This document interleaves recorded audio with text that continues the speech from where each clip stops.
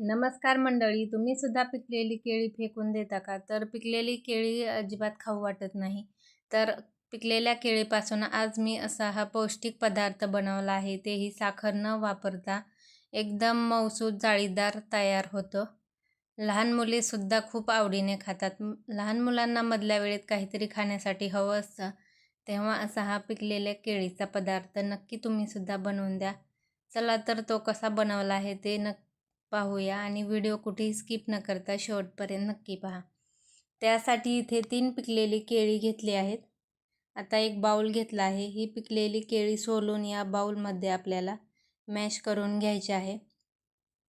तर केळी व्यवस्थित पिकली आहे, त्यामुळे मी फोर्कनेच अशा पद्धतीने त्याला व्यवस्थित मॅश करून घेत आहे. तर इथे मी 2 केळी वापरली आहे. तर याला अशा पद्धतीने व्यवस्थित मॅश करून घेतलं आहे. नंतर आता याच्यामध्ये आपल्याला 2 टेबलस्पून एवढं तूप घालायचं आहे. तुम्ही बटरसुद्धा घालू शकता. नंतर आता याच्यात आपण 1 वाटीभर एवढं गव्हाचं पीठ घालणार आहोत.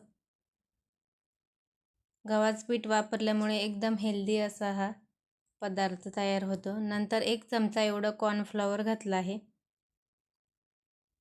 चिमूटभर मीठ घातलेलं आहे. नंतर अर्धा चमचा बेकिंग पावडर घातली आहे आणि पाव चमचा एवढा खाण्याचा सोडा घातलेला आहे. नंतर याच्यात आता काजूचे तुकडे मी घातले आहेत. तुमच्याकडे चोको चिप्स असतील तर ते नक्की वापरा. माझ्याकडे नव्हते म्हणून मी इथे काजू वापरले आहेत. व्यवस्थित याला मिक्स करून घेतलं आहे आणि इथे आपण आता साखर वापरणार नाही. तर इथे मी किसलेला गूळ 2 चमचे वापरला आहे.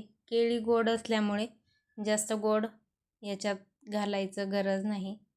साखरसुद्धा तुम्ही वापरू शकता. इथे मी गूळच वापरत आहे. गूळ घालून याला व्यवस्थित असं मिक्स करून घेतलं आहे. जर तुमचं पीठ खूपच घट्ट वाटत असेल तर 2 चमचे दूध घालून याला मिक्स करून घ्या.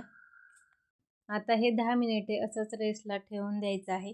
10 मिनिटानंतर आता हाताला थोडंसं तूप लावून घेतलं आहे आणि याचे आता आपण कुकीज बनवणार आहोत. तर आपण पिकलेल्या केळीचे एकदम सॉफ्ट असे कुकीज आज बनवत आहोत. तर बघू शकता इथे अशा पद्धतीचे मी बनवून घेतले आहे आणि ट्रेमध्ये ठेवून देत आहे. तर मी हे ओव्हनमध्ये बेक करणार आहे. तुम्ही कढईमध्ये सुद्धा करू शकता. कढई 10 मिनिटे प्रीहीट करून नंतर 15 मिनिटे हे बेक करून घ्यायचं आहे. तर इथे मी ओव्हन 180 डिग्रीला 10 मिनिटे प्रीहीट करून घेतला आहे आणि अशा पद्धतीने सर्व कुकीज ठेवून घेतल्या. नंतर वरून थोडेसे मी पांढरे तीळ लावत आहे. कुकीज मी थोड्या मोठ्या साईजच्या बनवल्या आहेत. तुम्ही छोट्यासुद्धा बनवू शकता आणि 10 मिनिटासाठी याला आता आपल्याला बेक करून घ्यायचं आहे. तर 10 मिनिटे इथं सेट केलं आहे. दोन्ही रॉड सुरू ठेवायचे आहेत आणि 180 डिग्रीला सेट केलं आहे. 10 ते 12 मिनिटात व्यवस्थित या बेक होतात. तर इकडे बघू शकता कुकीज आपल्या व्यवस्थित अशा बेक झालेल्या आहेत. एकदम जाळीदार आतून तयार होतात आणि मऊसूत होतात. बघू शकता एकदम छान असा रंग आलेला आहे. तर नेक्स्ट टाईम पिकलेली केळी फेकून देण्याऐवजी या पद्धतीने तुम्ही कुकीज नक्की मुलांना बनवून द्या. मुलेच काय मोठेसुद्धा आवडीने खातात. तर एक कुकीज मी इथे तुम्हाला तोडून दाखवत आहे. एकदम मऊ आतून व्यवस्थित अशी याला जाळी आलेली आहे. बघू शकता कुठेही कच्चेपणा वगैरे राहिलेला नाही. तर नक्की ट्राय करा आणि व्हिडिओ आवडला असल्यास एक लाईक नक्की करा. व्हिडिओ जास्तीत जास्त शेअर करा आणि चॅनेलला जर सबस्क्राईब केलं नसेल तर प्लीज सबस्क्राईब करा. धन्यवाद.